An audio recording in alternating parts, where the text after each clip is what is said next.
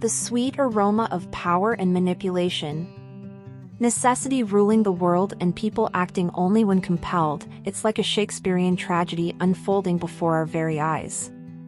So, to maintain your independence, you must always be needed and wanted, because if you're not, well, you're as good as toast. Louis XI, 1423 to 1483, the great Spider King of France, had a weakness for astrology. He kept a court astrologer whom he admired, until one day the man predicted that a lady of the court would die within 8 days. When the prophecy came true, Louis was terrified, thinking that either the man had murdered the woman to prove his accuracy or that he was so versed in his science that his powers threatened Louis himself. In either case, he had to be killed.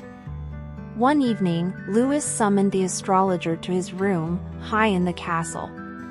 Before the man arrived, the king told his servants that when he gave the signal, they were to pick the astrologer up, carry him to the window, and throw him to the ground, hundreds of feet below. The astrologer soon arrived, but before giving the signal, Louis decided to ask him one last question. You claim to understand astrology and to know the fate of others, so tell me what your fate will be and how long you have to live. I shall die just 3 days before your majesty, the astrologer replied. The king's signal was never given.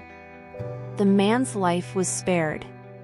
And then, Michelangelo, the master of patronage, impressing the Pope and leaving everyone in awe. But hey, even Michelangelo had to deal with office drama. After a spat with the Pope, he decided to pack his bags and leave Rome, but hold your breath, the Pope actually begged him to stay. The Pope knew he could find another patron, but a Michelangelo? Irreplaceable.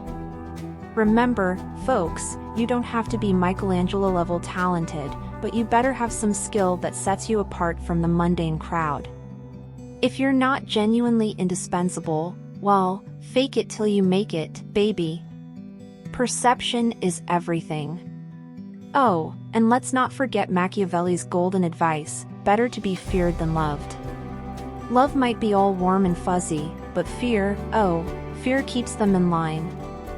Who needs a hug when you can have trembling subjects at your feet, right? So, here's the lesson, my dear readers, learn to keep people dependent on you.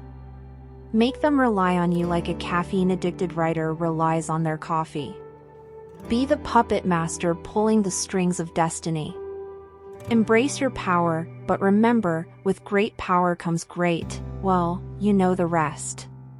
Keep things interesting, keep them sarcastic, and keep them hooked.